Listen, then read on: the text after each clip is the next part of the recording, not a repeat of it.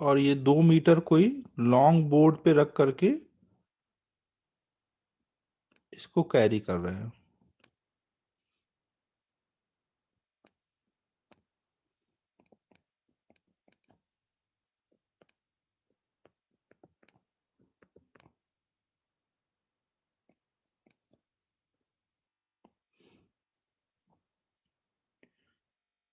तो हमें पूछा गया है 1 पर्सन ए, ये मान लो पर्सन ए है, ये पर्सन बी है।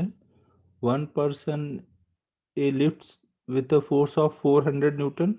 इसने ऊपर को फोर्स जो लगा रखा है वो कुछ 400 न्यूटन है, और बी ने ऊपर को फोर्स लगाया हुआ है वो कुछ 600 न्यूटन है। तो distance from A where the centre of gravity of the motor is located ना, तो हमें इससे ये डिस्टेंस बतानी है जहाँ पे इसका सेंटर ऑफ ग्रेविटी, मतलब जहाँ पे हम इसका सारा वेट मान सकते हैं।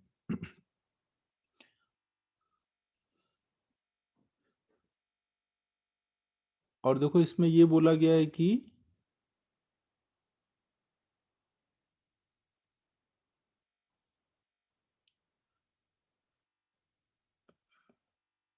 इसका वेट जो दिया हुआ है वो कुछ 200 न्यूटन दिया हुआ है।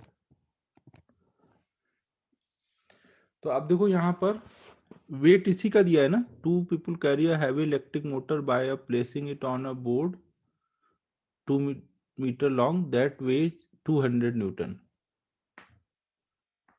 तो ये 200 न्यूटन इसका वेट है ना, तो ये जो बोर्ड होगा इसका भी कुछ वेट रहा होगा। और ये जो बोर्ड होगा उसका वेट आप कहाँ पे मानोगे, इसके मिड पॉइंट पे ना, उसका मिड पॉइंट कहीं मान लो यहाँ पर है।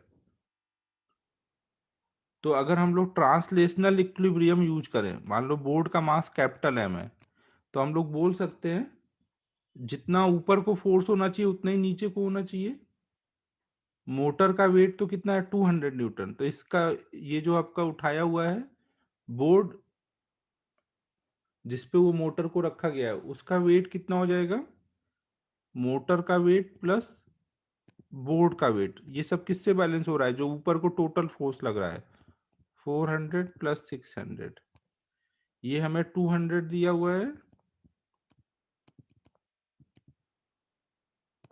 तो इसका मतलब बोर्ड का वेट कुछ रहा होगा 800।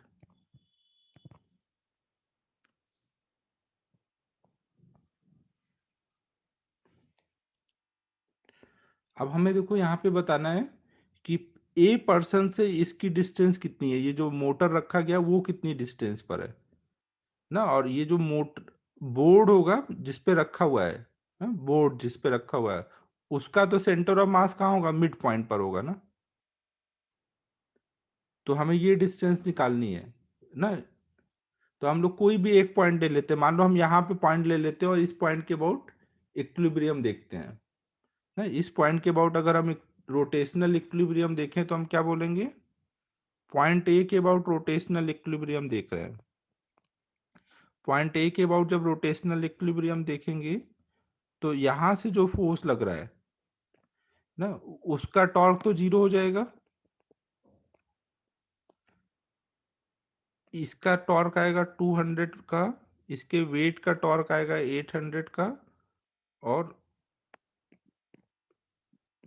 बी फोर्स का टॉर्क आएगा 600 न्यूटन का ना। ए वाले फोर्स का टॉर्क 0 हो गया ना, जो ए पे फोर्स लग रहा है 400 का।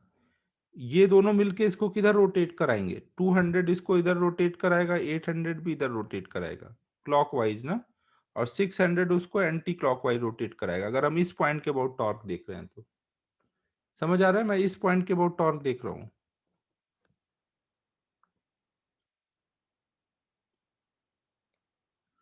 तो कितना कितना हो जाएगा, इन दोनों का टॉर्क ऐड होगा और वो किससे बैलेंस होगा, 600 के टॉर्क से बैलेंस हो रहा होगा ना।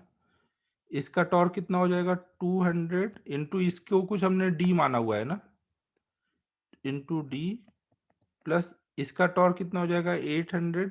ये मिड पॉइंट है ना, ये पूरा 2 मीटर का है, तो मिड पॉइंट कितनी दूरी पर होगा 1 मीटर पर, इंटू 1, ये बराबर होगा 600 इंटू 2 नहीं, ये डिस्टेंस पूरी 2 मीटर है।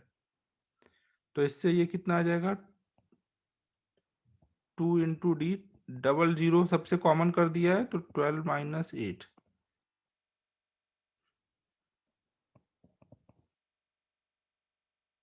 तो d की वैल्यू आ रही है, इससे क्या आ जा रहा है ये,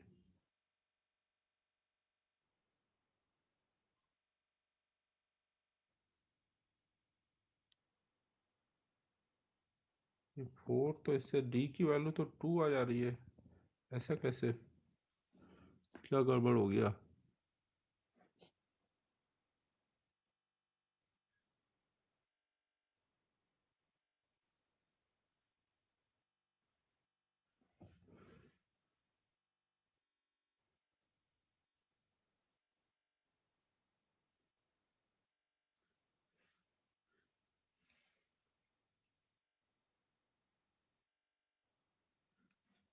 बोर्ड का वेट है 200 न्यूटन।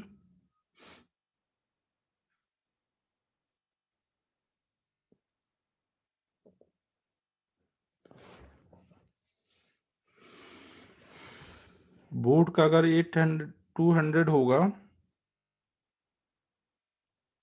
बोर्ड का अगर 200 है तो फिर ये वेट कितना आ जाएगा वेइंग का, फिर उसका 800 आ जाएगा ना, यहाँ पे अगर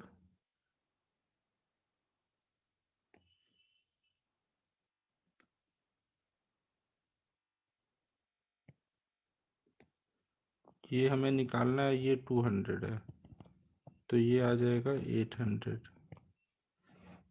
तो उस केस में फिर क्या हो जाएगा, ये 800 × d हो जाएगा, ये 200 × 1 हो जाएगा। तो इससे कितना आ जाएगा,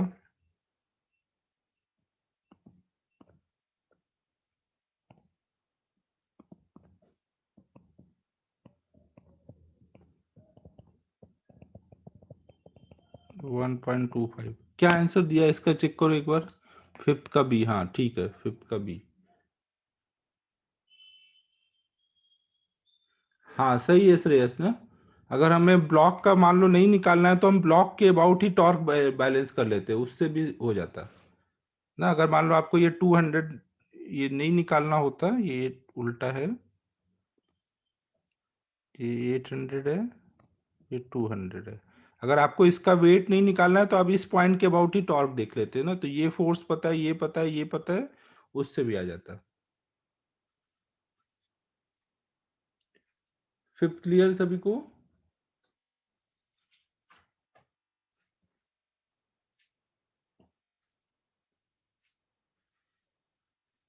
फिफ्थ समझ आया।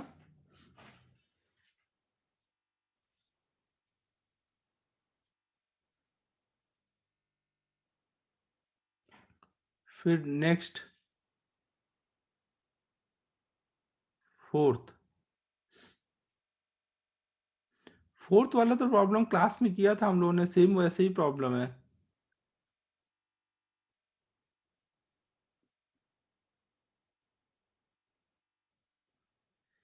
सेंटर ऑफ ग्रेविटी या सेंटर ऑफ मास, यहाँ पे दोनों कॉन्साइड करेंगे ना। सेंटर ऑफ ग्रेविटी मतलब ये जो बोर्ड है, ये जो मोटर रखा है उसका वेट कहाँ पे लग रहा है ना, आपको जहां पे वेट लग रहा है वहीं पे टॉर्क लगाओगे ना, वहीं पे फोर्स लेकर के टॉर्क लगाओगे ऐसे। उससे कोई फर्क नहीं पड़ता ना, अर्थ सरफेस के पास है ना सब कुछ। सेंटर ऑफ ग्रेविटी या सेंटर ऑफ मास एक ही चीज है।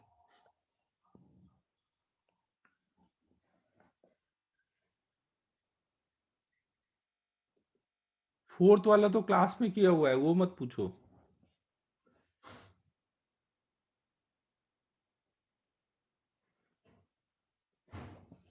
10th देखते हैं अब।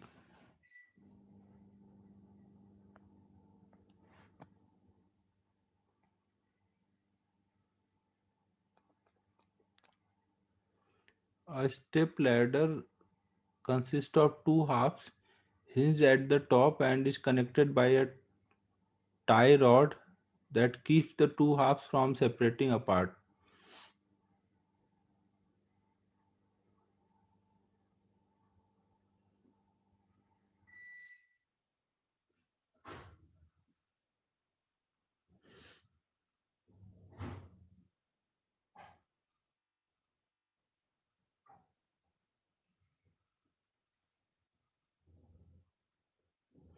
तो इसमें आपको ये बोला गया है कि स्टेप लैडर एक ऐसे लिया गया है,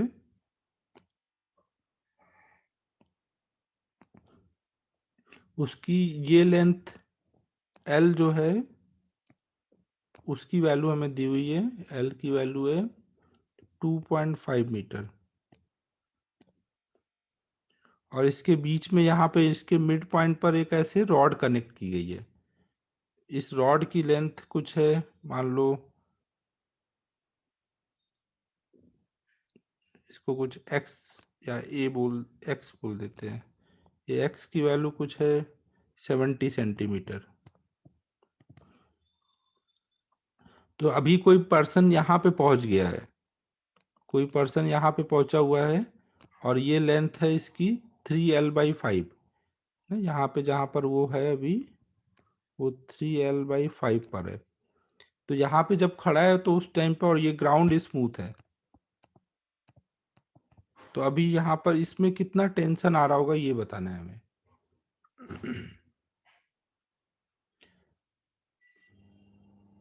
ठीक है, क्लियर है सभी को? हमें टेंशन बताना है ना, इसमें कितना टेंशन आया होगा। अब देखो, जब यहाँ पे पर्सन खड़ा है तो उस टाइम पर जहाँ ग्राउंड से जो नॉर्मल आ रहा होगा, मान लो इधर से नॉर्मल N1 आ रहा है, इधर से N2 आ रहा है, तो जब यहाँ पे वो खड़ा है तो दोनों साइड से जो नॉर्मल आएगा सेम आएगा, अलग अलग आएगा?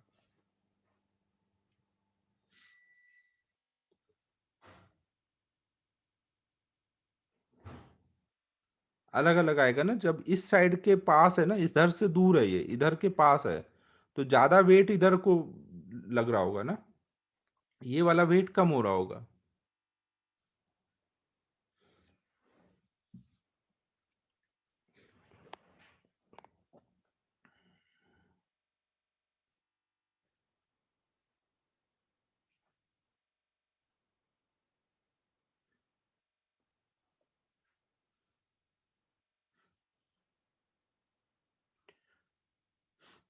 तो अब देखो, ये अगर हम इस पूरे को एक सिस्टम पकड़ें तो पूरे सिस्टम पे क्या क्या लग रहा है यहाँ पर? एक तो पर्सन का वेट नीचे को लग रहा है, लैडर का कोई वेट नहीं है ना, ये स्टेप का कोई वेट नहीं है। तो ऊपर को फोर्स है N1 + N2, और नीचे को वेट, तो ये N1 + N2, ये मिल करके उसके वेट को संभाल रहे होंगे। उसका वेट कितना है? 800 ना, दोनों मिलके ऐसे उसके वेट को संभाल रहे होंगे। फिर अगर हमें N1 और N2 की वैल्यू निकालनी है तो वो हम कैसे निकाल सकते हैं? हमें अभी इनके बीच की डिस्टेंस पता है, ये क्या, ये मान लो बीच की डिस्टेंस कुछ y है, तो हम सिम ट्रायंगल, ये बड़ा वाला ट्रायंगल और छोटा वाला ट्रायंगल, इनको सिमिलर लेके हम सोच सकते हैं ना कि y की वैल्यू क्या होगी।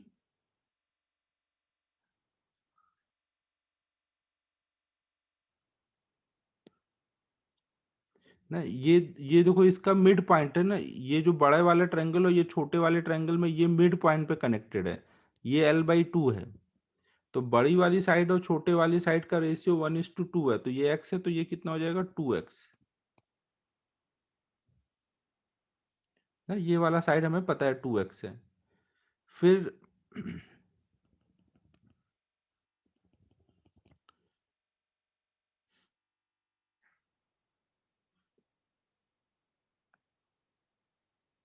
हमें क्या ये वाली साइड हम निकाल सकते हैं? ये जो पर्सन का जो वेट एक्ट कर रहा है ना, वो वाली जो लाइन है वो कोई भी एक एंड से कितनी दूरी पर है, ये डिस्टेंस कितनी है? हमें टॉर्क लिखना रहेगा तो हमें ये डिस्टेंस लगेगी ना, इसलिए ये डिस्टेंस देख रहे हैं।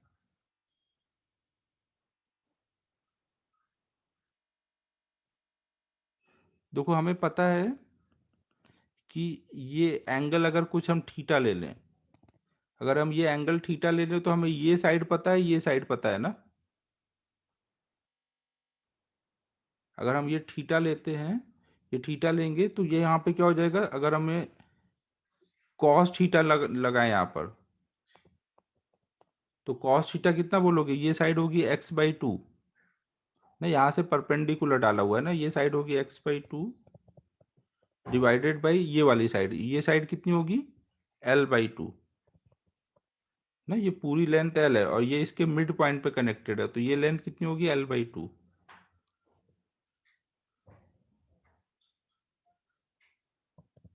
मतलब x/L, तो ये कितना आ जाएगा, 7/25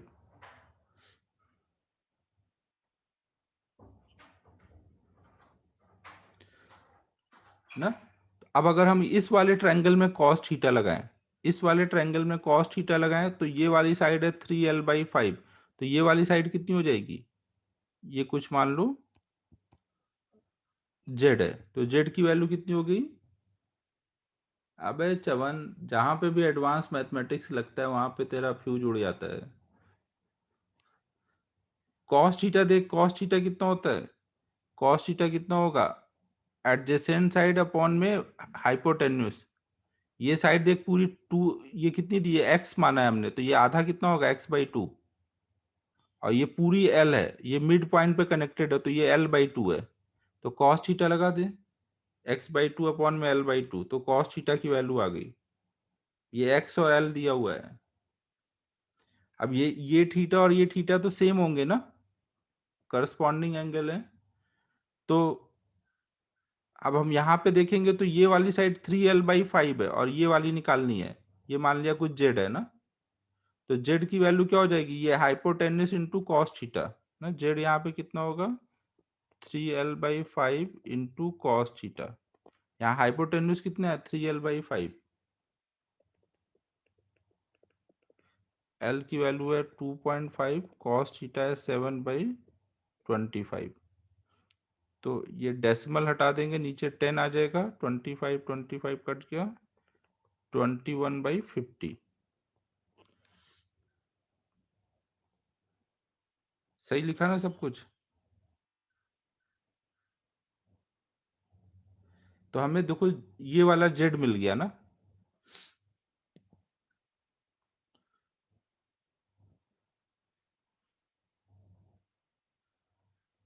अब अगर हमें मान लो इस पे n1 या n2 मिल जाए तो हम फिर आराम से सॉल्व कर लेंगे। तो अगर हम मान लेते हैं यहाँ पर इस पॉइंट के अबाउट, मान लो ये पॉइंट ए है, ये पॉइंट बी है, बी वाले पॉइंट के अबाउट अगर हम लोग इधर ए लेते हैं, इधर बी लेते हैं ना, n1 वाले साइड में ए और n2 वाले साइड में बी, तो ए के अबाउट अगर हम टॉर्क देखें इस पॉइंट के अबाउट, तो n1 का तो टॉर्क 0 हो जाएगा, इसके वेट का टॉर्क आएगा और n2 का टॉर्क आएगा ना। वेट का टॉर्क कितना आएगा, वेट इंटू जेड, और n2 का टॉर्क कितना आएगा, n2 इंटू 2x। वेट हमें कितना दिया हुआ है, 800, जेड की वैल्यू आई है 21/50, n2 निकालना है और x की वैल्यू होगी 2 इंटू 0.7, तो n2 इससे हो जा रहा है,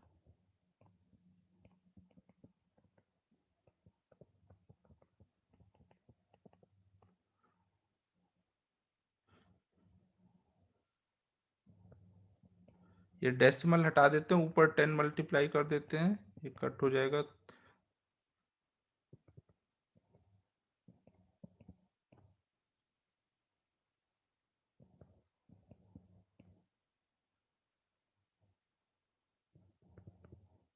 240 न्यूटन n2 की वैल्यू आ जा रही है।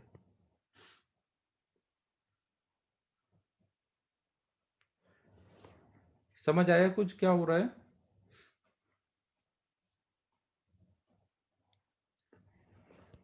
n2 समझ आ गया, n2 आ गया तो आप n1 निकाल सकते हो ना, n1 प्लस n2 800 है ना, तो n2 कितना आ जाएगा, 560।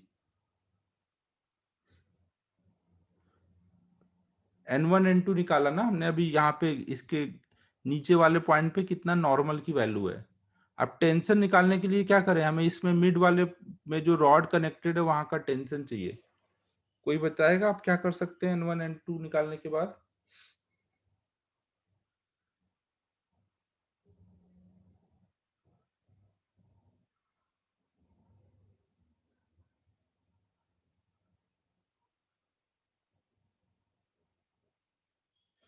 टेंशन तो देखो यहाँ दोनों एंड पे लग रहा होगा ना ऐसे, तो एक का जितना आएगा उतना ही दूसरे का आएगा, तो मिलके कैंसिल हो जाएगा ना। पूरे अगर लैडर को देखोगे तो टेंशन इंटरनल फोर्स है, वो नहीं लेना पड़ेगा। टेंशन का टॉर्क कब ले पाओगे, जब आधा लैडर देखो, हाफ लैडर को देखोगे तभी टेंशन ले पाओगे। तो अब टेंशन निकालने के लिए हमें हाफ लैडर लेना पड़ेगा, ये हाफ लैडर। समझ आ रहा है? पहले ये नोट कर लो, फिर बाकी अगले पेज पे सॉल्व करता हूँ।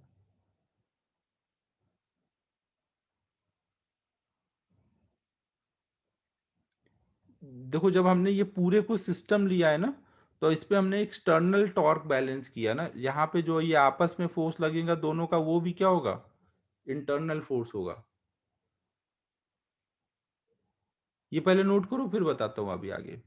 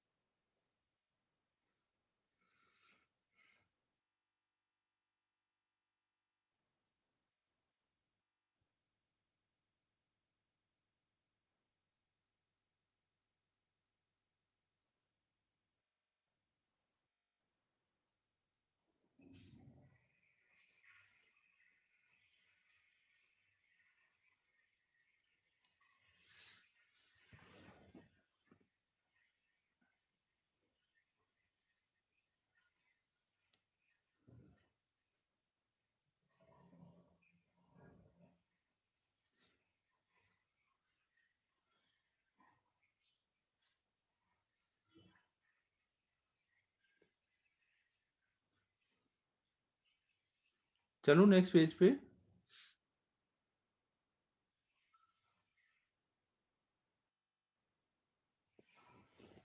यहाँ पे देखो, अब मैं क्या करूंगा, कोई एक लैडर लूंगा, या तो ये ले लूंगा या ये ले लूंगा।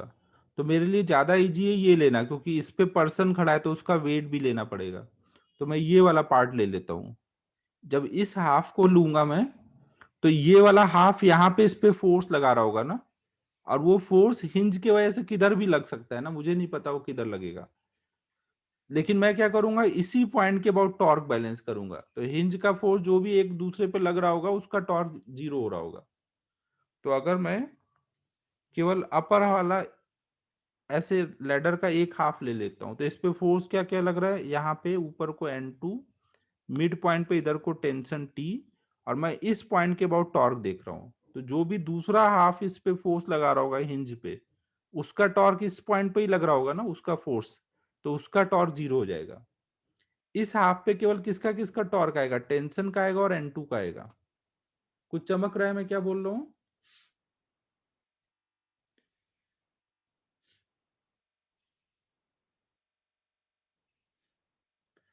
तो अब हम लोग इस पॉइंट के अबाउट टॉर्क देख रहे हैं ना, इस पॉइंट के अबाउट टॉर्क देखेंगे तो क्या क्या हो जाएगा, ये डिस्टेंस जो होगी ये हम निकालेंगे, क्योंकि टेंशन इनटू परपेंडिकुलर डिस्टेंस चाहिए होगी। और देखो सिमेट्री से आप बोल सकते हो ये एंगल थीटा है तो ये भी थीटा है ना, ये भी थीटा है। तो ये डिस्टेंस कितनी हो जाएगी, ये L/2 है ना, ये बीच में कनेक्टेड है ना, तो L/2, ये सामने वाली डिस्टेंस आएगी L/2 साइन थीटा। और जब इसका टॉर्क निकालोगे तो आपको ये वाली डिस्टेंस लगेगी ना, ये वाली डिस्टेंस मतलब ये इधर से मिड पॉइंट से डिस्टेंस ना, तो वो कितनी हो जाएगी, ये पूरी L इंटू कॉस थीटा ना, ये वाली डिस्टेंस चाहिए ना, ये वाली। समझ आ रहा है कुछ मैं क्या बोल रहा हूँ? ये एंगल थीटा है ना, ये एंगल थीटा है, ये हमारी डिस्टेंस L/2 है। तो ये डिस्टेंस कितनी हो जाएगी, L/2 साइन थीटा। इसको ऊपर एक्सटेंड करेंगे, तो N2 का टॉर्क के लिए हमें ये वाली डिस्टेंस चाहिए, ये पूरी लेंथ L है, और ये एंगल थीटा है, तो ये एंगल भी थीटा होगा, ऑल्टरनेट एंगल। तो ये डिस्टेंस आ जाएगी L cos थीटा ना। अब ये ऊपर वाला पॉइंट को O बोल देते हैं मान लो, तो अब O के अबाउट जब टॉर्क बैलेंस करेंगे तो N2 का टॉर्क इसको ऐसे घुमाना चाहेगा, और टेंशन का टॉर्क ऐसे घुमाना चाहेगा, और ये अपोजिट डायरेक्शन में है, तो बैलेंस होंगे। तो हम बोल सकते हैं N2 into L cos theta बराबर होगा T into L/2 sine theta ना, फोर्स इंटू फोर्स की परपेंडिकुलर डिस्टेंस। यहाँ n2 वाला फोर्स और परपेंडिकुलर डिस्टेंस। अब आपको थीटा पता है, n2 पता है, t निकालना है, हो जाएगा अब आगे।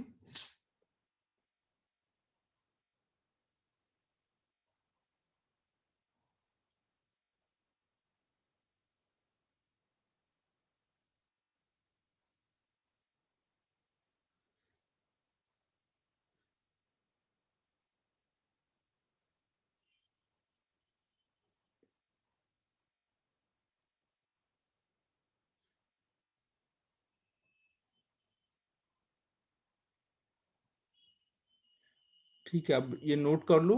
अब हम लोग अब नेक्स्ट पार्ट स्टार्ट कर रहे हैं, रोटेशनल प्लस ट्रांसलेशनल मोशन।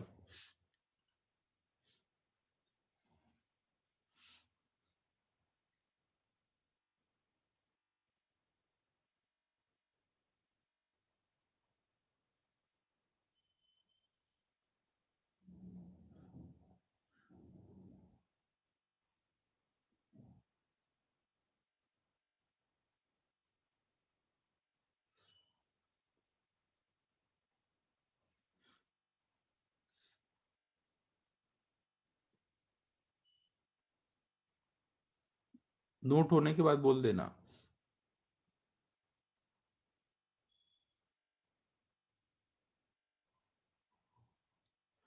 अबे चवन, ओ पॉइंट के अबाउट टॉर्क लिखना है तो टॉर्क कैसे लिखेंगे? ये दो फोर्सेस लग रहे हैं, तो फोर्स और फोर्स की परपेंडिकुलर डिस्टेंस लिख दी है।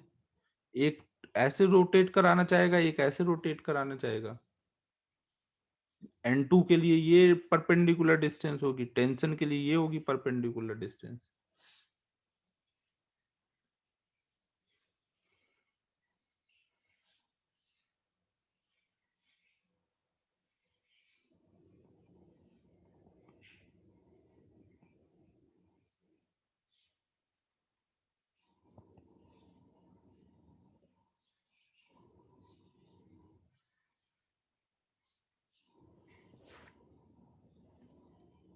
अब जो भी डाउट है अब अगली क्लास में देखते हैं, मुझे थोड़ा पढ़ा लेने दो ना, कम से कम 1 घंटा पढ़ाना है मुझे वो जो आज का टॉपिक है।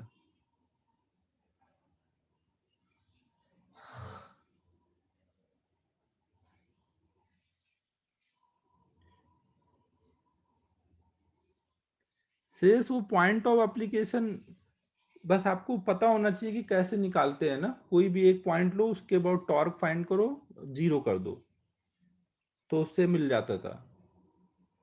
वो मतलब रेयरली पूछा जाता है, ज्यादा इंपॉर्टेंट टॉपिक है नहीं। जो क्लास में मैंने क्वेश्चन कराया बस उन्हीं को कर लो 2-3 बार ना।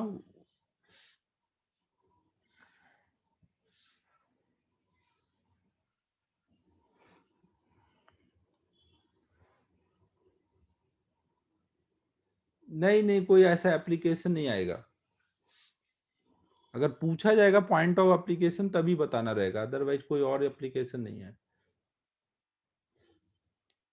अब हम लोग नेक्स्ट स्टार्ट कर रहे हैं, general motion of rigid body. General motion of rigid body क्या होती है? ट्रांसलेशनल मोशन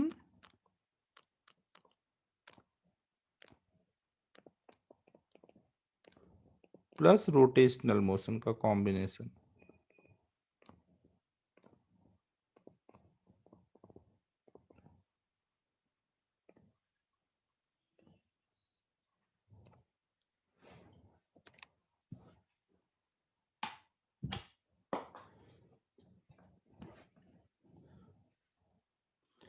तो देखो, अगर मान लो, जैसे मान लो कोई स्मूथ टेबल पर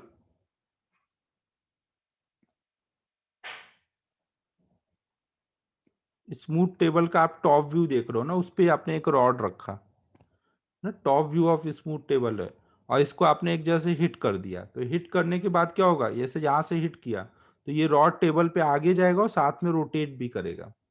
तो आप देखोगे कि ये जो रॉड को आप हिट करोगे ऐसे एक एंड पे, जैसे टेबल पे एक ऐसे पेन रखो, उसको एक एंड पे हिट कर दो ऐसे साइड से, तो आप देखोगे ये जब आगे जाएगा तो इसका सेंटर ऑफ मास क्या हो रहा होगा, ऐसे आगे जा रहा होगा मिड पॉइंट, और उसके अबाउट पूरी बॉडी घूम रही होगी।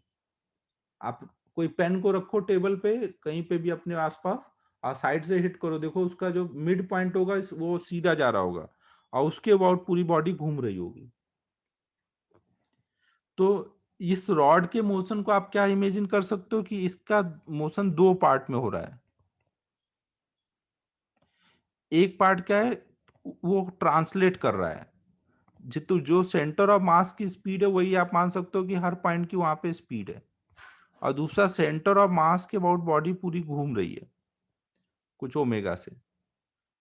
तो जो भी कोई भी बॉडी का जनरल मोशन होगा उसको हम दो पार्ट का कॉम्बिनेशन मान के सब कुछ सोच सकते हैं, एक तो ट्रांसलेशनल मोशन और दूसरा रोटेशनल मोशन।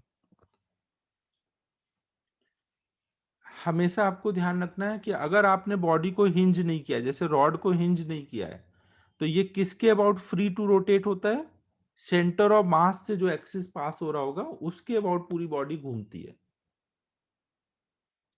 ना। तो ये पहले तो हम पॉइंट नोट कर लेते हैं कि if body is not hinged then it will rotate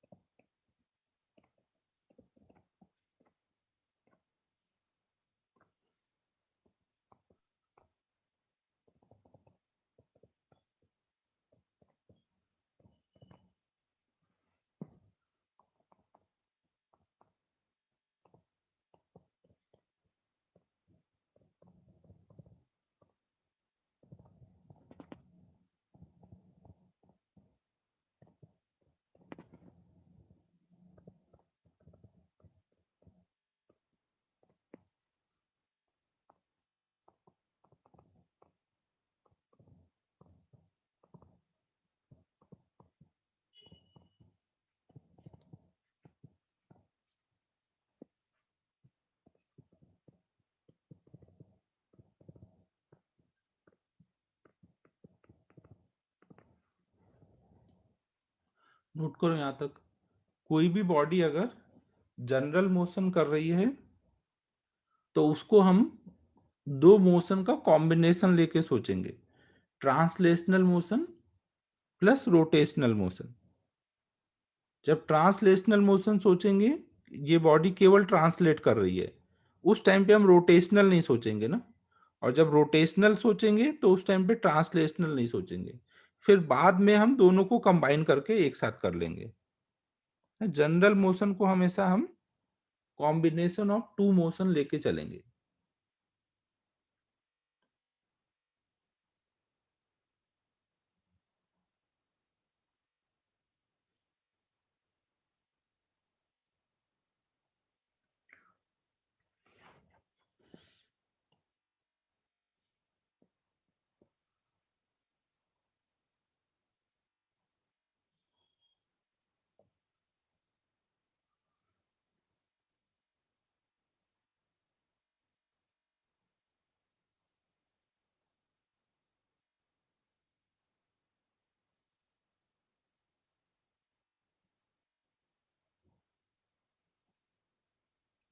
यहाँ पे अभी कोई ये बता सकता है कि जब मैंने इसको हिट किया तो सेंटर ऑफ मास क्यों स्ट्रेट लाइन में जा रहा है और उसके अबाउट पूरी बॉडी घूम रही है, सेंटर ऑफ मास क्यों नहीं घूम रहा है किसी दूसरे पॉइंट के अबाउट।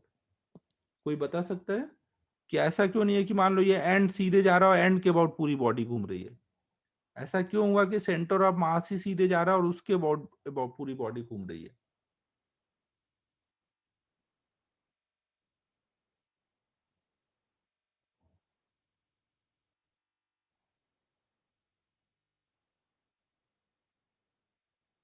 बताएगा कोई, कोई सोच पा रहा है।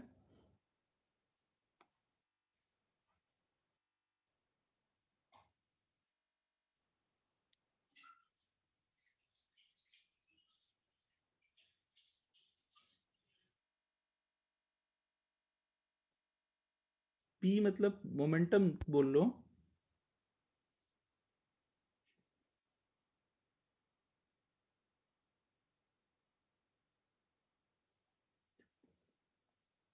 देखो हम ऐसे सोच सकते हैं, हमको देखो पता है कि एफ एक्सटर्नल हमेशा कोई भी सिस्टम पे बराबर किसके होता है, एम इंटू ए सी एम ना। अगर आपने जैसे अभी रॉड लिया और उसको हिट कर दिया, तो वो जब आगे जा रहा है स्मूथ टेबल पर, तो उस पर कोई फोर्स लग रहा है अभी। स्मूथ टेबल पे जब ये आगे जा रहा है तो इस पे अभी कोई फोर्स लग रहा है, कोई फोर्स नहीं है ना। और अगर सेंटर ऑफ मास मान लो, अगर सेंटर ऑफ मास सीधे नहीं चलेगा, अगर सेंटर ऑफ मास सीधे जा रहा है और उसके अबाउट बॉडी घूम रही है, तो उस केस में सेंटर ऑफ मास को कोई सेंट्रीपिटल एक्सेलरेशन चाहिए। अगर सेंटर ऑफ मास सीधे स्ट्रेट लाइन में जा रहा है, तो अभी सेंटर ऑफ मास का एक्सेलरेशन कितना हो रखा है, 0। तो अभी बॉडी पे फोर्स भी कितना होना चाहिए, 0 ना। अगर सेंटर ऑफ मास खुद घूमने लग जाए, अगर मान लो आप बोलते हो कि भाई बॉडी का कोई और पॉइंट, ये वाला पॉइंट आगे को जा रहा है और इसके अबाउट बॉडी घूम रही है, तो फिर सेंटर ऑफ मास भी घूम रहा होगा ना। फिर सेंटर ऑफ मास कहीं यहाँ है, तो अगर centre of mass circular motion करेगा तो उसको सेंट्रीपिटल फोर्स चाहिए कि नहीं चाहिए। और सेंटर ऑफ मास का अगर एक्सेलरेशन आया तो वो फोर्स कहाँ से आएगा, बाहर से ही आएगा ना। सेंटर ऑफ मास को केवल एक्सेलरेट कौन करा सकता है, बाहर का फोर्स ना। सेंटर ऑफ मास को केवल बाहर का फोर्स ही एक्सेलरेट करा सकता है। और बाहर से अगर फोर्स नहीं है तो सेंटर ऑफ मास को कैसे चलना पड़ेगा, स्ट्रेट लाइन में चलना पड़ेगा।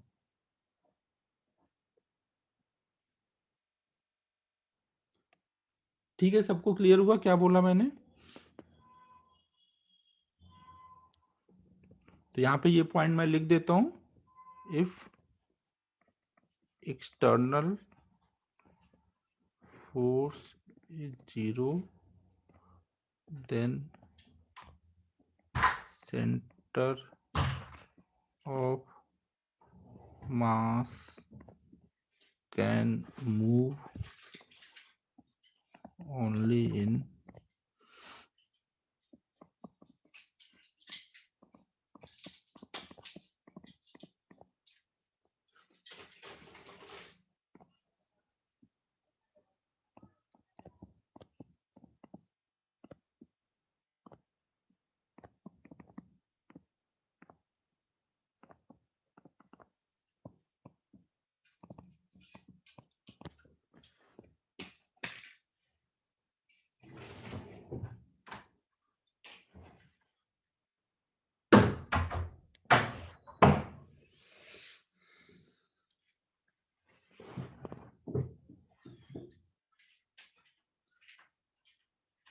चवन। देखो मैं ये बोल रहा हूँ कि एक्सटर्नल फोर्स ही सेंटर ऑफ मास को एक्सलेट कराता है। अगर एक रॉड पे आप कोई फोर्स नहीं लगा रहे हो, एक बार आपने वेलोसिटी दे दी यहाँ हिट करके, तो बस वो आगे जा रहा है और घूम रहा है। अब आप बाहर से कोई फोर्स नहीं लगा रहे हो, तो अगर बाहर से फोर्स नहीं लग रहा है तो एक्सटर्नल फोर्स 0 है, तो एसीएम 0 होना चाहिए ना। अगर एसीएम 0 है तो इसका मतलब वो स्ट्रेट लाइन में ही चलना चाहिए।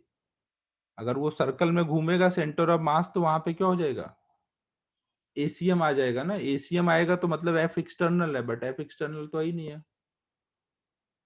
हाँ, अगर एफ एक्सटर्नल है और वो लगातार सेंटर की अपना डायरेक्शन चेंज जो कर रहा है तो हो सकता है। अगर एफ एक्सटर्नल है, ये नोट कर लो, फिर एफ एक्सटर्नल अगर होगा तो वाला बात डिस्कस करता हूँ, नोट करो ये।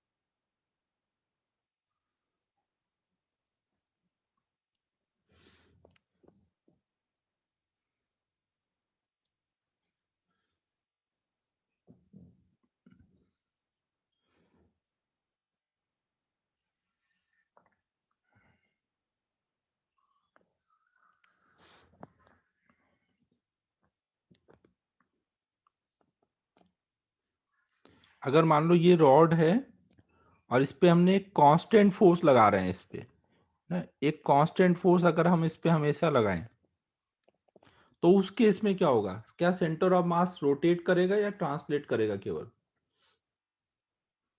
अगर एक बॉडी पे हम कांस्टेंट फोर्स लगाएं, मान लो हमने रॉड के एंड पे हमेशा कांस्टेंट फोर्स लगाएंगे,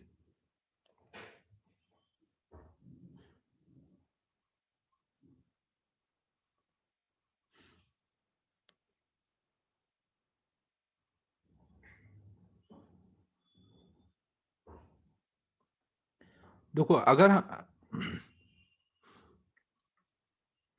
हम बॉडी के पे कांस्टेंट फोर्स लगा रहे हैं, अगर फोर्स कांस्टेंट है तो F इक्वल टू ma। अगर एक कांस्टेंट फोर्स लगेगा तो एक्सेलरेशन भी क्या आएगा? कांस्टेंट आएगा ना। और जिधर को फोर्स लगेगा उधर को ही एक्सेलरेशन आएगा। अगर फोर्स हमेशा इस डायरेक्शन में लग रहा है तो सेंटर ऑफ मास का एक्सेलरेशन भी हमेशा किधर को आएगा? इसी डायरेक्शन में ना।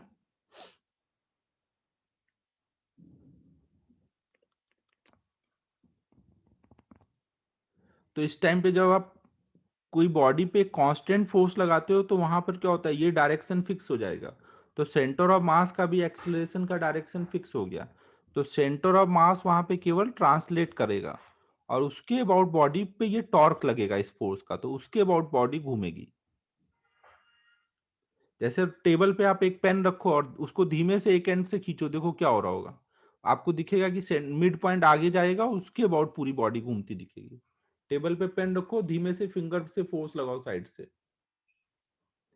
सेंटर ऑफ मास देखो रोटेट करेगा तो मतलब सेंटीपिटल एक्सेलरेशन चाहिए ना सेंटर की तरफ। और सेंटीपिटल एक्सेलरेशन का डायरेक्शन हमेशा चेंज होगा ना। बट यहाँ पे क्या है? फोर्स तो कांस्टेंट है ना। फोर्स कांस्टेंट है मतलब उसका डायरेक्शन भी कांस्टेंट है। तो सेंटर ऑफ मास के एक्सेलरेशन का भी डायरेक्शन कांस्टेंट आएगा ना। जिधर फोर्स होगा उधर ही एक्सेलरेशन आएगा ना।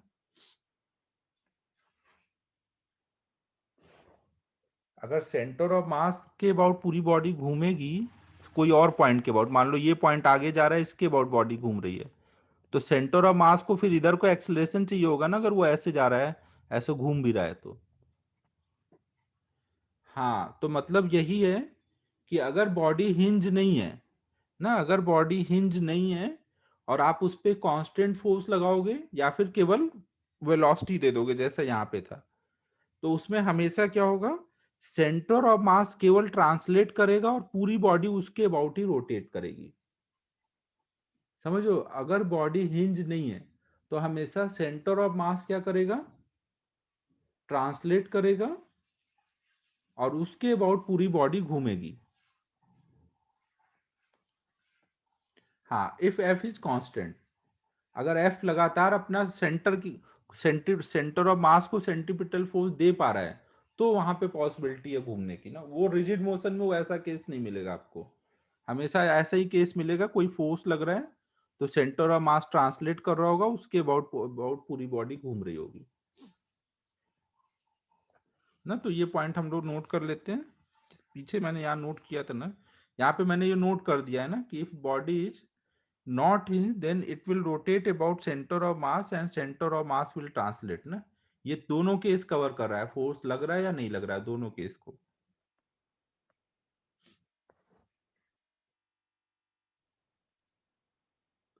हाँ, सेकेंड फिगर में मैं ये बता रहा था कि अगर मान लो कोई और पॉइंट ए से जा रहा है और उसके अबाउट बॉडी घूम रही है, तो उस केस में सेंटर ऑफ मास क्या हो रहा होगा? वो भी घूम रहा होगा इस पॉइंट के अबाउट। तो सेंटर ऑफ मास को क्या चाहिए होगा? फिर एक सेंटीपिटल एक्सेलरेशन चाहिए होगा ना इधर को ना। अगर वो सर्कुलर पाथ पे चलेगा तो सेंटीपिटल एक्सेलरेशन का डायरेक्शन भी बार बार चेंज हो रहा होगा। बट यहाँ तो फोर्स एक कांस्टेंट लग रहा है ना। कांस्टेंट फोर्स किसको एक्सेलरेट कराता है? सेंटर ऑफ मास को। अगर फोर्स कांस्टेंट है तो सेंटर ऑफ मास का एक्सेलरेशन भी कांस्टेंट हुआ ना डायरेक्शन के साथ। बट यहाँ तो डायरेक्शन चेंज होगा ना अगर आप इसको रोड सर्कल में घुमा दोगे सेंटर ऑफ मास को, तो वो कहाँ पॉसिबल हो पाएगा? सेंटर ऑफ मास हमेशा ट्रांसलेट करेगा और सेंटर ऑफ मास के अबाउट पूरी बॉडी रोटेट करेगी।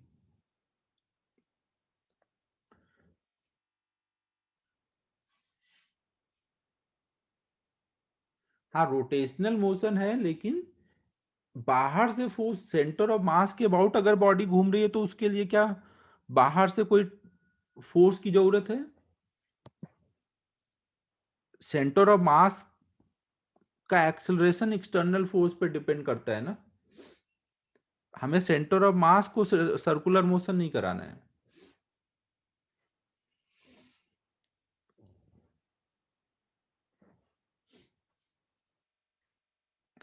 तो देखो अभी तक हमने बस इतना समझ लिया कि अगर बॉडी हिंज नहीं होगी तो फोर्स लगे या ना लगे, बॉडी का सेंटर ऑफ मास ट्रांसलेट करेगा और पूरी बॉडी उसके अबाउट रोटेट करेगी। ठीक है, यहां तक हमने समझ लिया ना। अब हम लोग यहाँ पे समझेंगे कि अगर कोई बॉडी जनरल मोशन कर रही है तो उसके किसी पॉइंट की वेलोसिटी कैसे निकालेंगे, एक्सेलरेशन कैसे निकालेंगे, उसकी एनर्जी कैसे निकालेंगे, ये सब हम लोग अब देखने जा रहे हैं। नेक्स्ट पेज पे चल रहा हूं।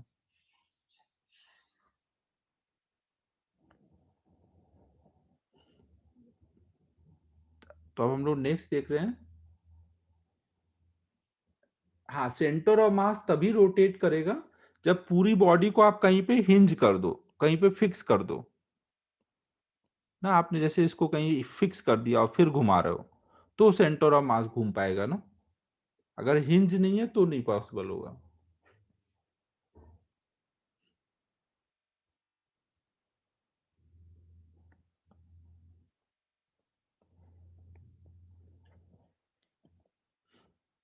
तो हम लोग अब नेक्स्ट देख रहे हैं, how to find velocity of any point during general motion.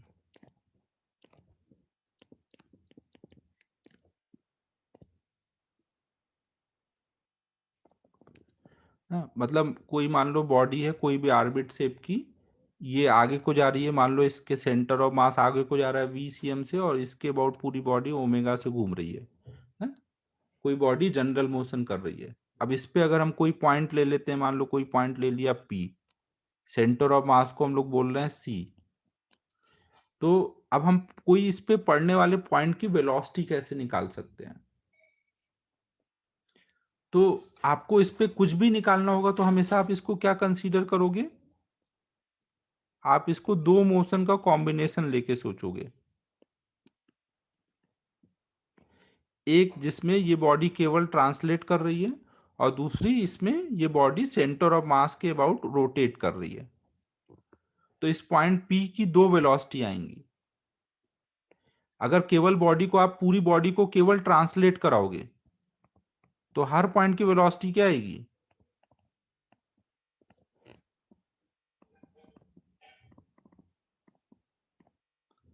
ना, हर पॉइंट की वेलोसिटी सेम आएगी ना। अगर आपकी पूरी बॉडी रखी और उसको आप ऐसे ले जा रहे हो तो हर पॉइंट इधर को सेम वेलोसिटी से जाएंगे ना। और दूसरा, अगर आप इस पॉइंट के अबाउट पूरी बॉडी को घुमा रहे हो तो यहां से आपको क्या दिखेगा? पॉइंट P रोटेशनल मोशन करता दिखेगा ना, आर ओमेगा।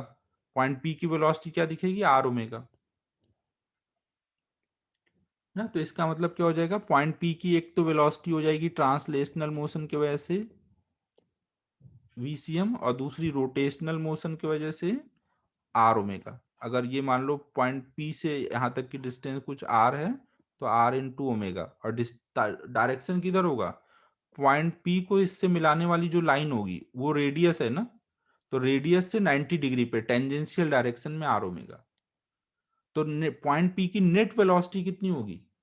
इन दोनों का वेक्टर सम, इन दो वेलोसिटी का वेक्टर सम ना। तो net velocity of point P from ground ना, ग्राउंड से देखेंगे तो हमें क्या दिखेगा? G मतलब ग्राउंड है ना। एक तो उसकी velocity due to translational motion वो कितना होगा? VCM प्लस रोटेशनल मोशन की वजह से। अब इसको डायरेक्शन के साथ कैसे लिखते हैं? ओमेगा क्रॉस आर ना। V को डायरेक्शन वेक्टर फॉर्म में कैसे लिखते हैं? रोटेशनल वाली वेलोसिटी को ओमेगा क्रॉस आर ना। तो ये हमारी पॉइंट पी की वेलोसिटी का जनरल फॉर्मूला हो गया ना। ये वाला पार्ट उसमें ट्रांसलेशनल मोशन की वजह से आ रहा है, ये वाला पार्ट उसमें रोटेशनल मोशन की वजह से आ रहा है।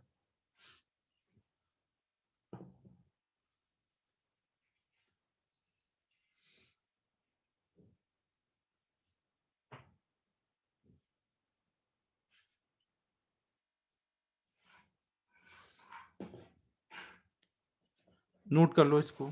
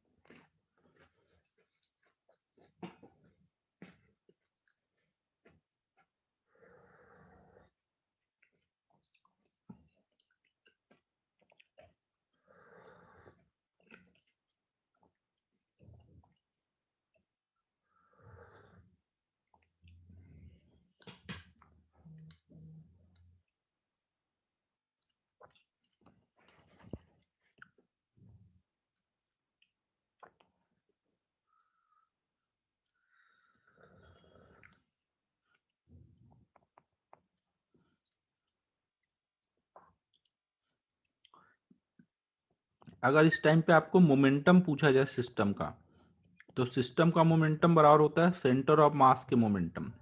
और सेंटर ऑफ मास का मोमेंटम कितना होगा?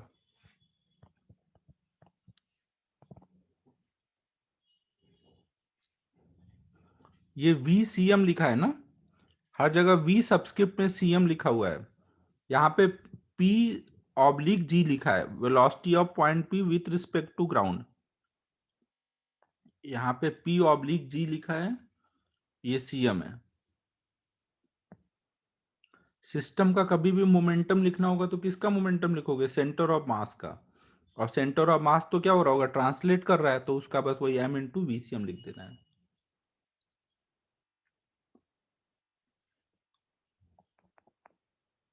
अगर हमें सिस्टम की काइनेटिक एनर्जी लिखनी होगी, सिस्टम की काइनेटिक एनर्जी फ्रॉम ग्राउंड क्या होती है? सिस्टम की energy from centre of mass plus centre of मास की kinetic energy from ground.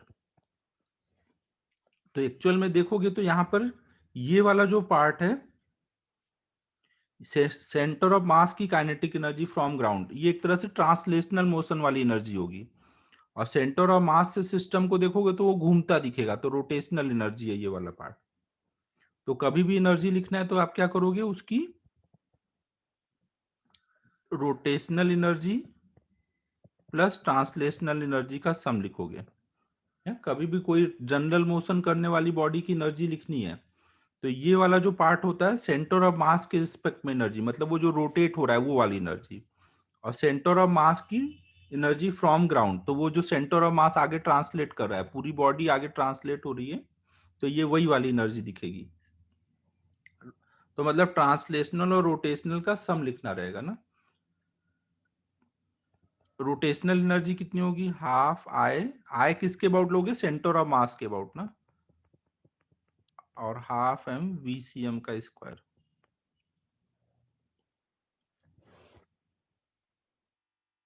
Note कर लो इसको भी।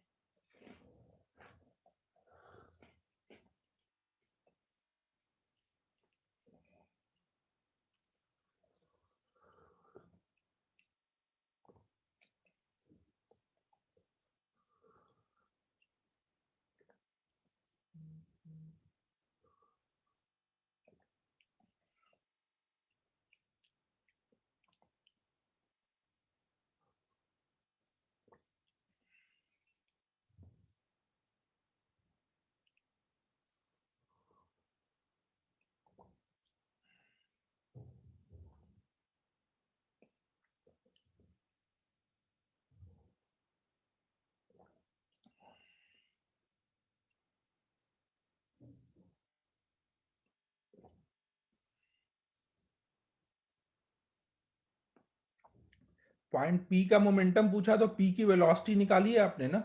अगर पी का मास पता है तो एम इंटू वी कर दोगे, ये वेलोसिटी है उसकी।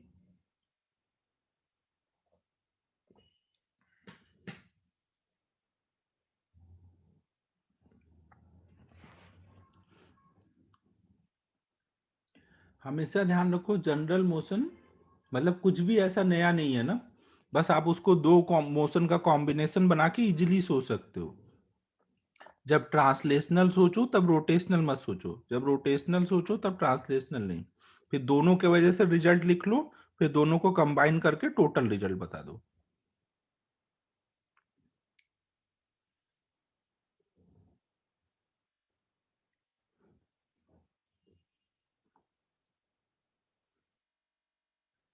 नेक्स्ट पेज पे चलें।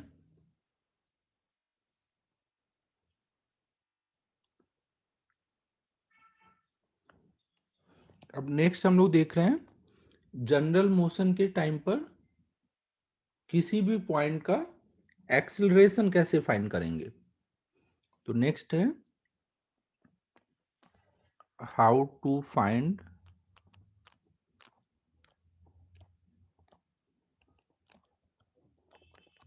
acceleration of any point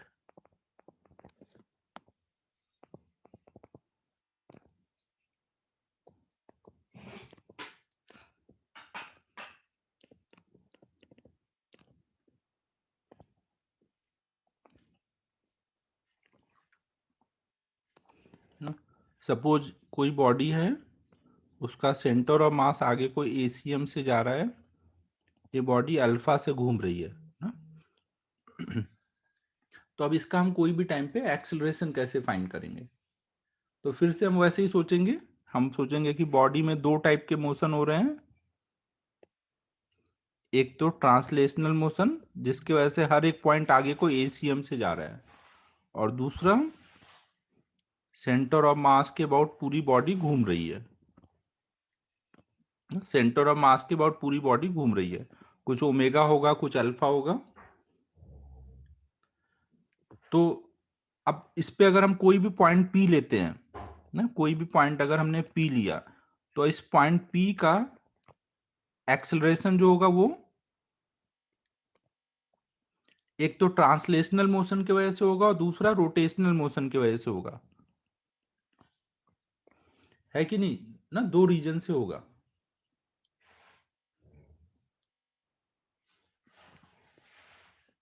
तो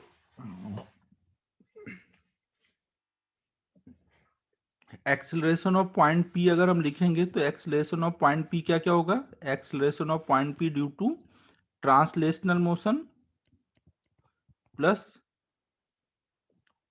ना, यहाँ पे हम इसको ऐसे लिखेंगे, एक्सेलरेशन ऑफ पॉइंट पी क्या होगा, एक तो ट्रांसलेशनल मोशन की वजह से होगा, वो कितना होगा, जो सेंटर ऑफ मास का होगा वही हर पॉइंट का होगा ना। ट्रांसलेशनल मोशन में तो हर पॉइंट एक साथ चलते हैं ना, तो एक तो हो जाएगा इसका एसीएम ना, ये ट्रांसलेशनल मोशन की वजह से आया।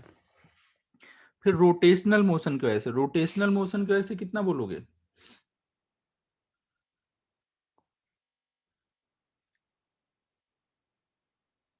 रोटेशनल मोशन की वजह से बताओ। रोटेशनल मोशन में एक एक्सेलरेशन होता है, दो होता है, रोटेशनल मोशन में कौन कौन से एक्सेलरेशन होते हैं, दो एक्सेलरेशन होंगे ना। अगर ये ऐसे इस टाइम पे ऐसे घूम रहा है इस सेंटर ऑफ मास के अबाउट, तो आप एक तो बोलोगे आर अल्फा ना, अगर ये मान लो डिस्टेंस आर है ना, और दूसरा क्या होगा आर ओमेगा स्क्वायर। रोटेशन में दो एक्सेलरेशन होंगे ना, तो इन दोनों को भी लिखोगे यहाँ पे ना, सबको वेक्टर फॉर्म में लिख रहे हैं ना, सबका नेट निकालना है। तो इसको वेक्टर फॉर्म में क्या लिखोगे, अल्फा क्रॉस आर ना, ये हम ऐसे लिखेंगे अल्फा क्रॉस आर ना। ये देखो केवल यहाँ रिप्रेजेंटेशन लिख रहा हूं, बाकी सॉल्विंग में तो आराम से हो जाता है, सबका डायरेक्शन दिखता है, डायरेक्शन के साथ हम वेक्टर एडिशन कर देते हैं। ये केवल रिप्रेजेंटेशन है ना, तो इससे घबराना नहीं कि कैसे निकालेंगे ना, वेक्टर एडिशन हो जाएगा वो। अभी बस यहाँ पे लिख रहा हूं मैं, ये हमारा टेंजेंशियल एक्सेलरेशन आया, और ये वाला सेंटीपिटल, सेंटीपिटल किधर होता है, ये जो स्मॉल आर वेक्टर है उसके अपोजिट ना, सेंटर से देखेंगे तो ये आर वेक्टर ऊपर को है तो ये उसके अपोजिट है, तो इसको लिखेंगे minus R vector into omega square ना, इसको ऐसे लिखेंगे minus R into omega square.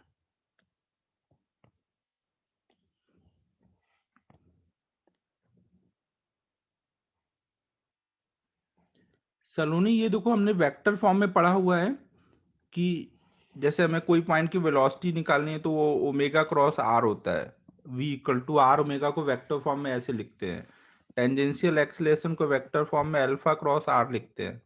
तो ये अगर अभी सर्कुलर नहीं तूने अगर देखा होगा तो ये ऐसे नोट कर ले, देखना तब हो जाएगा क्लियर ना। ये एटी है, ये एसी है। ट्रिपल प्रोडक्ट कहाँ है यहाँ पे, ये अल्फा क्रॉस आर है, ये तो डबल क्रॉस प्रोडक्ट, ये क्रॉस प्रोडक्ट ही तो है, और ये तो स्केलर है ओमेगा, तो इस यहाँ पे omega square scalar quantity into R कर देना है। डायरेक्शन है देखो, आर ओमेगा स्क्वायर किधर होता है, सेंटर की तरफ ना, सेंटर की तरफ, तो आर वेक्टर अगर बाहर को है तो माइनस आर वेक्टर सेंटर की तरफ होगा, तो ऐसे लिखते हैं उसको। ये बस डायरेक्शन दिखा रहा है ना, इन टूवर्ड सेंटर है।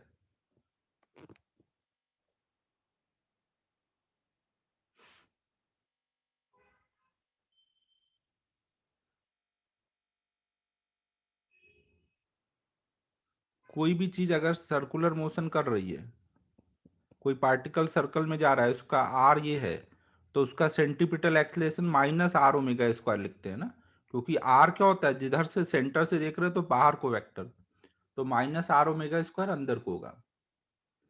हाँ, अगर हम आर वेक्टर यहाँ सेंटर से लिख रहे हैं ना, तो सेंटर से वो बाहर को आर वेक्टर है। सेंटीपिटल एक्सलेशन का फॉर्मूला लिखा है आर ओमेगा स्क्वायर।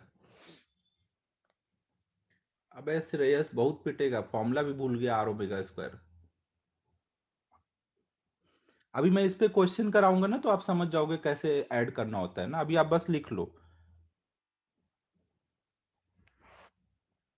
आप ये बस मैंने आपको वेक्टर फॉर्म में लिख के बताया है कि ये ट्रांसलेशनल वाला, आवाज नहीं करो भाई, ये ट्रांसलेशनल वाला एक्सेलरेशन है और ये रोटेशनल मोशन की वजह से एक्सेलरेशन है, और इन दोनों का हमें वेक्टर एडिशन करना है ना, बस इतना समझना है आपको ना। अभी मैं आगे क्वेश्चन लेकर के ऐड करके दिखाता हूँ तो आपको एकदम क्लियर हो जाएगा। ये ट्रांसलेशनल मोशन की वजह से है और ये पूरा पार्ट रोटेशनल मोशन की वजह से है।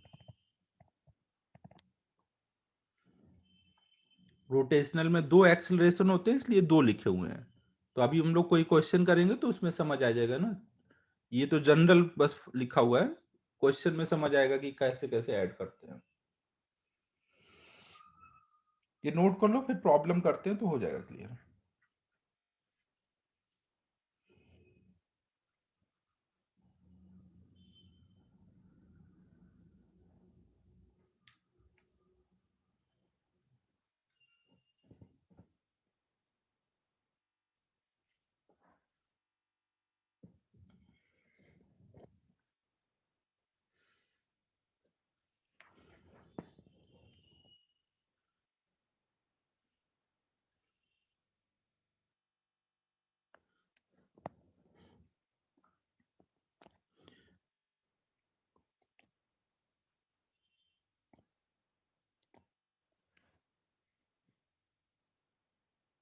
भावेश, इसको देखो, अगर आपको वेक्टर फॉर्म में लिखना है तो हम इसको ऐसे भी लिख सकते हैं, ओमेगा क्रॉस आर ऐसे करके ट्रिपल प्रोडक्ट करके सिखाया था ना, तो वैसे लिखो, या फिर मैंने यहाँ पे केवल मैग्नीट्यूड लिख दिया और डायरेक्शन ये आर वेक्टर में लिख दिया है ना, तो एक वो ट्रिपल प्रोडक्ट का क्रॉस में दिखाया था, वो भी तरीका है ना। अच्छा तुम वही पूछ रहे थे, ओके ओके। नहीं तो मैंने इसको थोड़ा सिंपल लिख दिया है ना, मैग्नीट्यूड निकाल के डायरेक्शन लिख दिया है ना, वैसे लिखने में थोड़ा कंफ्यूजन होती तो थोड़ा सिंपल बना के लिखा है। लिख सकते हो, ट्रिपल प्रोडक्ट के फॉर्म में भी लिख सकते हो।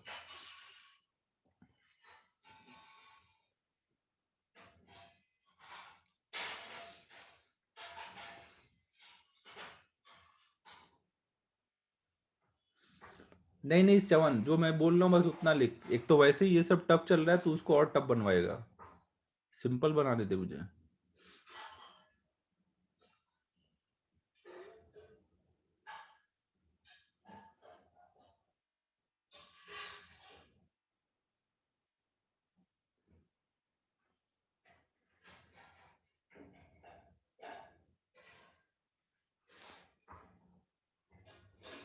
चलूं नेक्स्ट पेज पे।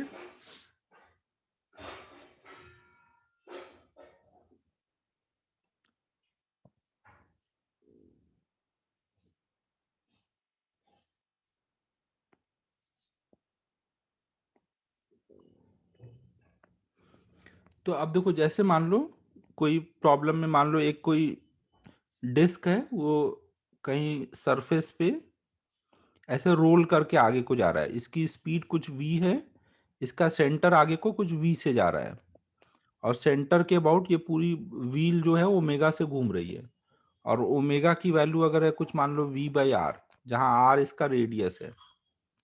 तो हमें बताना है कि इस पे अगर हम एक पॉइंट ले लें सेंटर के एकदम ऊपर।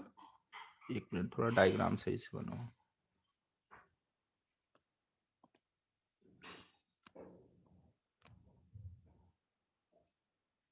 ये VCM है ना। यहाँ पे हमने एक पॉइंट ले लिया A, यहाँ पे एक पॉइंट ले लिया B, यहाँ पे एक ले लिया C, और यहाँ पे एक पॉइंट ले लिया D। ये व्हील आगे को VCM से जा रहा है ना, उसकी वेलोसिटी v, और सेंटर के अबाउट वो ओमेगा से घूम रहा है। ओमेगा दिया है और v की वैल्यू दी है। तो हमें बताना है find VA, VB, VC and VD। ये व्हील जब आगे जा रहा है तो उसका सेंटर आगे को जा रहा है v से, और सेंटर के अबाउट वो घूम रहा है ओमेगा से। तो हमें व्हील पे ये कुछ पॉइंट लिए गए हो, इनकी स्पीड बतानी है।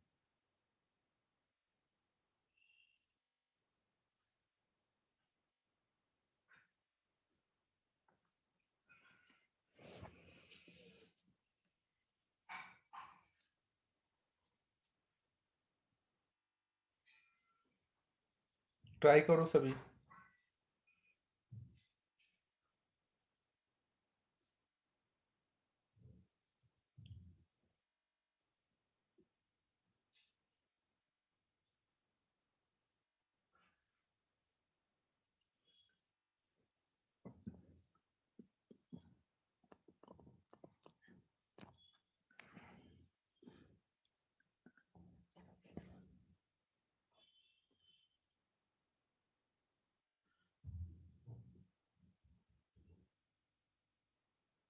वेक्टर एडिशन करना है, सब लोग ध्यान रखना है। वेक्टर एडिशन हर पॉइंट पे 2v नहीं होगा। कुछ कुछ किसी पॉइंट पे 2v हो जाएगा, कहीं पे 0 भी हो जाएगा। वेक्टर एडिशन करना है।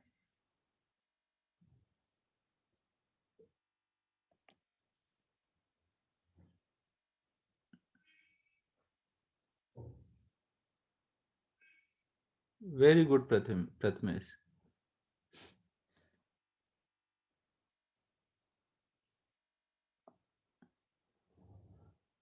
हाँ, very good sir, I very good. देखो यहाँ पर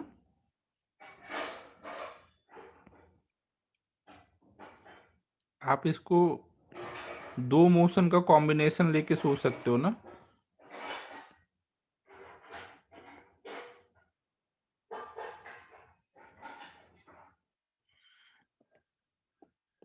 इसमें एक तो हम इसको मान सकते हैं ये केवल ट्रांसलेट कर रहा है, और दूसरे में ये ऐसे ओमेगा से घूम रहा है। तो इन दोनों मोशन का कॉम्बिनेशन लेके सोचेंगे। और हमेशा ध्यान रखो, जब एक मोशन सोचोगे तब दूसरे को नहीं सोचना है ना।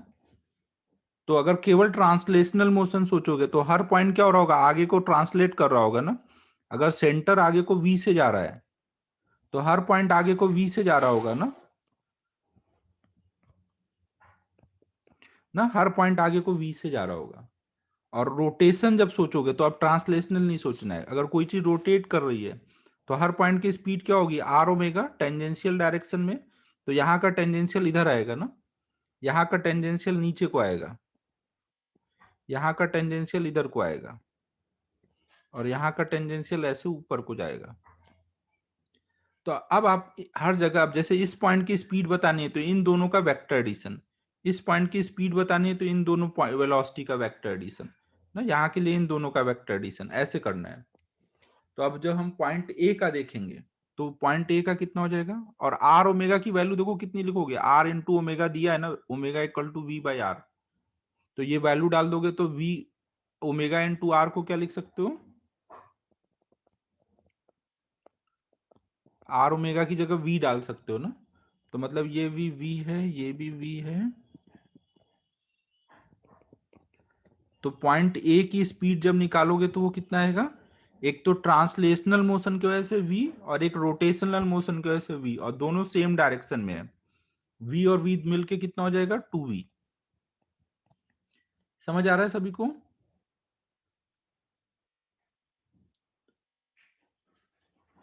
सेम वे में पॉइंट बी की स्पीड कितनी होगी, ट्रांसलेशनल मोशन की वजह से v और रोटेशनल मोशन की वजह से v, लेकिन ये दोनों के बीच में कितना एंगल है, एक इधर डायरेक्शन में जा रहा है x में और एक नीचे को y एक्सिस में 90 डिग्री। तो अगर दो वेक्टर 90 डिग्री पे होंगे तो उनका नेट कितना आएगा, under root A square plus B square plus 2ab cos theta में डालोगे तो कॉस 90 वाला टर्म जीरो हो जाएगा ना, तो केवल क्या बचेगा, V A square plus B square बचेगा, ऐसे आ जाएगा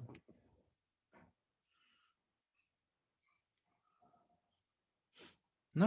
एक तो इसकी इधर वेलोसिटी थी v और एक इधर वेलोसिटी थी v, तो इनका नेट वो कुछ इधर जाता दिखेगा रूट 2v से ना, ये वाला पॉइंट कुछ ऐसे जा रहा होगा रूट 2v से।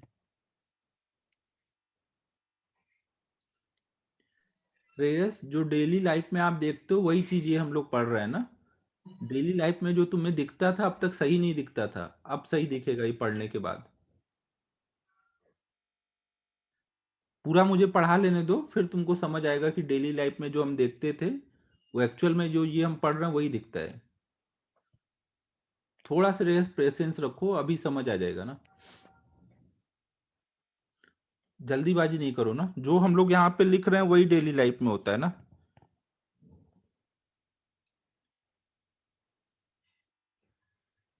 सलोनी, वेक्टर एडिशन में डायरेक्शन नहीं देखेंगे तो वेक्टर पढ़ने का क्या फायदा हुआ।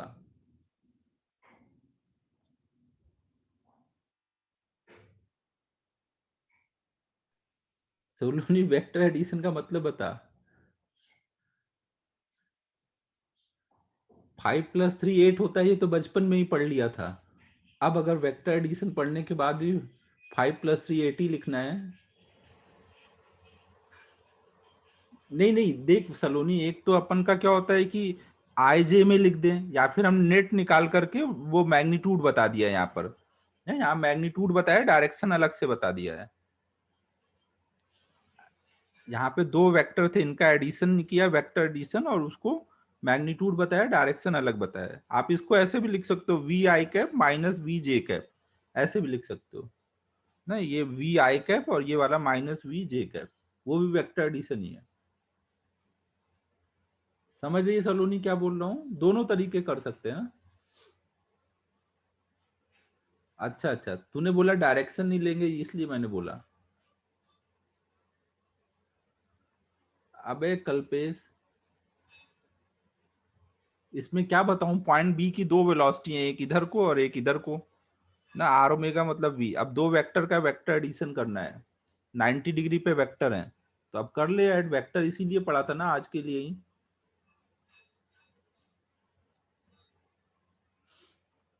पॉइंट सी पे देखोगे तो क्या होगा, ये पॉइंट जो होगा ये आगे को जा रहा है बी से, और ये पॉइंट पीछे को जा रहा है बी से, तो ये दोनों अपोजिट में है ना, तो नेट कितना आ जाएगा, पॉइंट सी की वेलोसिटी 0,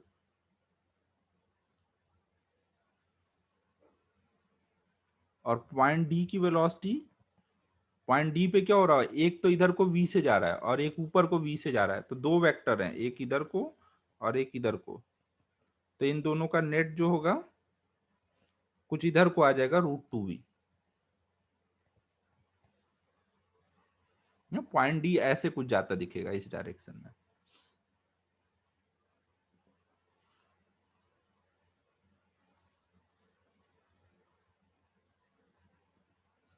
ठीक है, यहां तक सबको क्लियर है?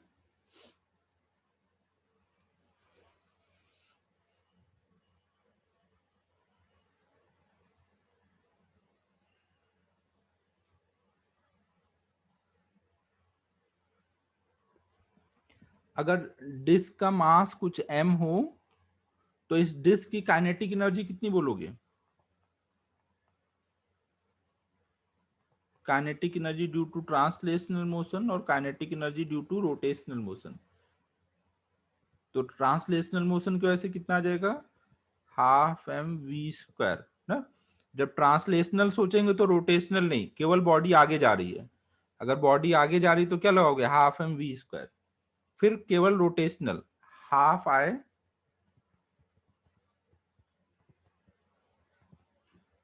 ओमेगा स्क्वायर ना। सेंटर ऑफ मास से यहां से जो एक्सिस पास हो रहा है स्क्रीन के परपेंडिकुलर ना, उसके अबाउट आई लोगे और हाफ आई ओमेगा स्क्वायर करोगे ना। सेंटर ऑफ मास से आई लेना है। तो ये कितना हो जाएगा? Half M V square. I कितना हो जाएगा? डिस्क के लिए आई कितना होता है? उसके प्लेन के परपेंडिकुलर सेंटर से जा रहा है एक्सिस, तो half M R square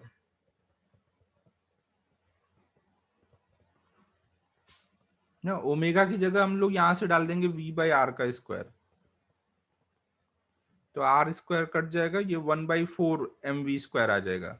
half M V square और 1/4 एम वी स्क्वायर, तो ये आ जाएगा 3/4 एम वी स्क्वायर ना। ये इस टाइम पे डिस्क की टोटल काइनेटिक एनर्जी है।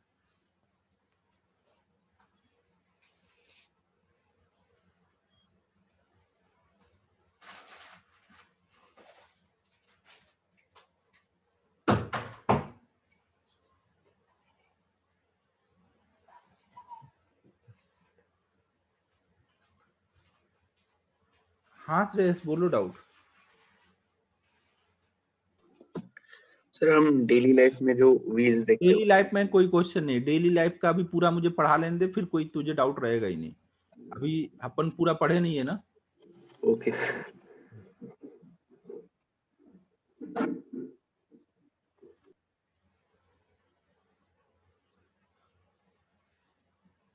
चलो अब एक नेक्स्ट प्रॉब्लम करते हैं। अभी देखो इसमें एक टॉपिक आएगा, इंस्टेंटेनियस एक्सिस ऑफ रोटेशन ना। वो पढ़ाने के बाद तुम्हारा डेली लाइफ वाला सारा डाउट खत्म हो जाएगा। उसके पढ़ाने के बाद अगर डाउट रहे तो पूछ लेना। तो अब देखो क्या है, मान लो कोई व्हील है, कोई डिस्क है,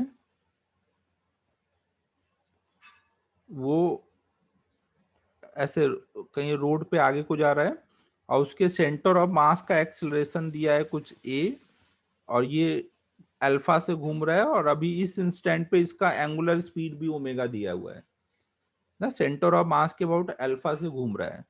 तो अगर हम इस पे पॉइंट ले लेते हैं, यहाँ पे पॉइंट एक ए, यहाँ पे बी, यहाँ पे सी, ये ग्राउंड पे है ना, वो थोड़ा ऊपर दिख रहा है, हवा में नहीं है ना, ग्राउंड पे है सी, और ये नीचे पॉइंट डी। तो हमें बताना है acceleration of point A, B, C and D. इन सब पॉइंट के एक्सेलरेशन बताने हैं। ए सेंटर ऑफ मास का एक्सेलरेशन दिया है ट्रांसलेशनल वाला, एंगुलर एक्सेलरेशन अल्फा दिया है और ओमेगा दिया है।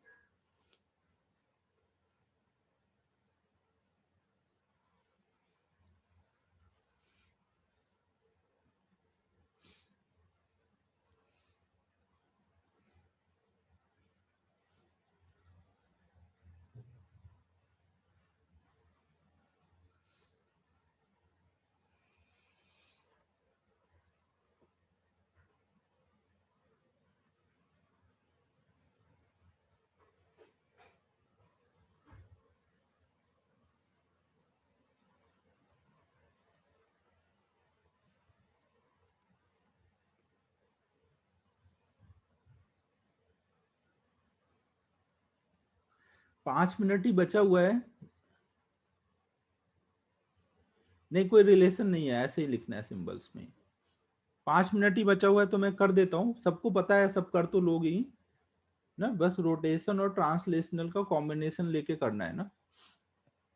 और इसमें मैं वेक्टर फॉर्म में लिख देता हूँ ना, इधर को एक्स एक्सिस ले लूंगा, इधर को वाई एक्सिस ना, ऊपर को वाई एक्सिस, तो वेक्टर फॉर्म में लिख रहा हूँ। तो यहाँ पे दो मोशन का कॉम्बिनेशन हो जाएगा,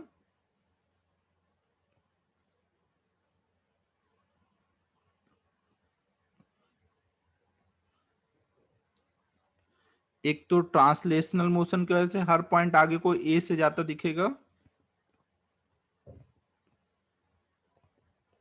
ना, और रोटेशनल मोशन की वजह से क्या हो रहा होगा, टेंजेंशियल एक्सेलरेशन आएगा इधर को आर अल्फा ना, और दूसरा सेंट्रीपिटल आएगा, सेंट्रीपिटल किधर होगा, सेंटर की तरफ, आर ओमेगा स्क्वायर ना। ऐसे इस पॉइंट का देखोगे तो टेंजेंशियल आर अल्फा इधर को और सेंट्रीपिटल इधर को आर ओमेगा स्क्वायर।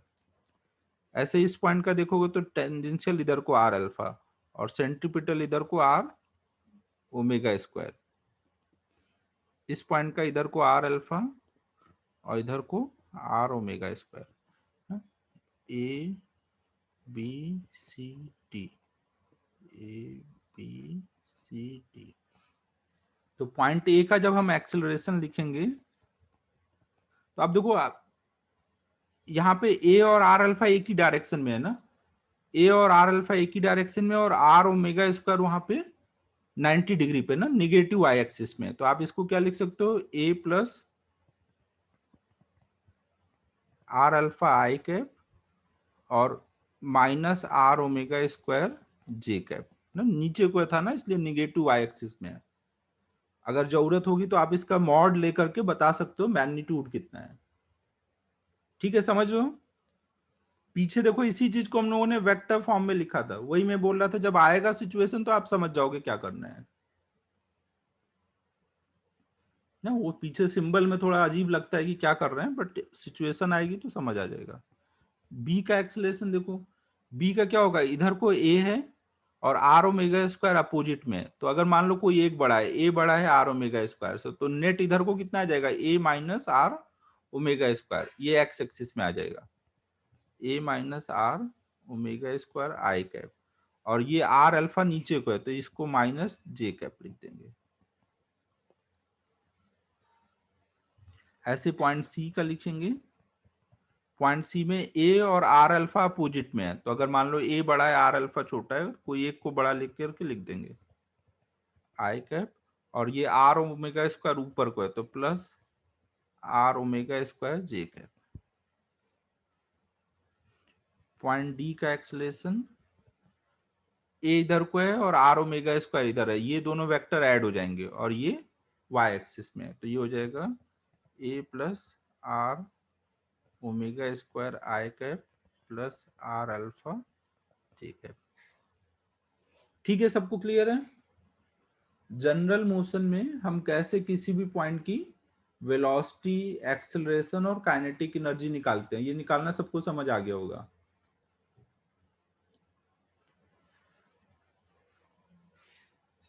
तो आज की क्लास में हम लोग इतना ही करते हैं, अब नेक्स्ट क्लास में हम लोग इसी को आगे कंटिन्यू करेंगे। कुछ होमवर्क दे देता हूँ, एक्सरसाइज 1 अभी तक नहीं दिया है ज्यादा, तो आज उससे दे देता हूँ।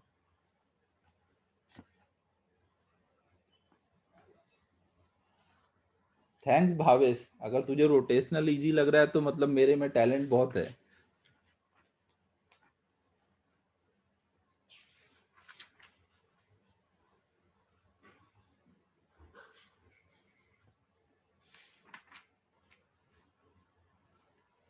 कोई बात नहीं, अगली 2 क्लास के बाद देखते हैं क्या होगा, तुम लोग क्या बोलते हो।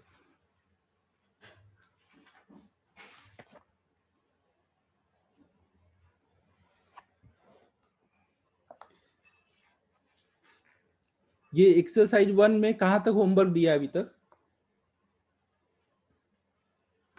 एक्सरसाइज 1 का होमवर्क बताओ ना कहां तक हुआ है। 19 तक दिया हुआ है, ओके। तो होमवर्क नोट करो।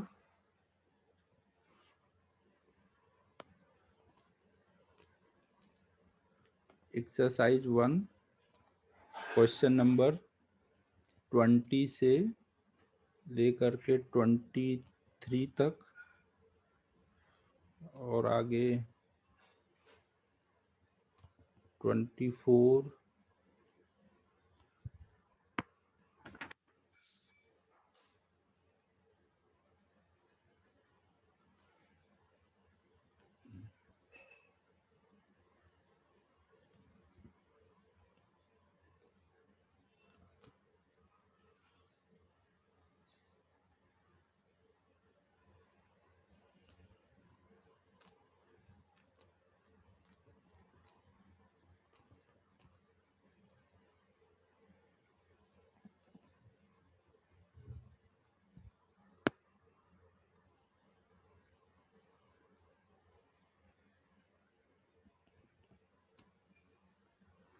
बस इतना कर लो ना। 20 से 40 तक करना है, बीच में बस एक प्रॉब्लम छूटा है 31 ना। 20 से 40 तक करना है, बीच में बस 31 एक क्वेश्चन छोड़ना है।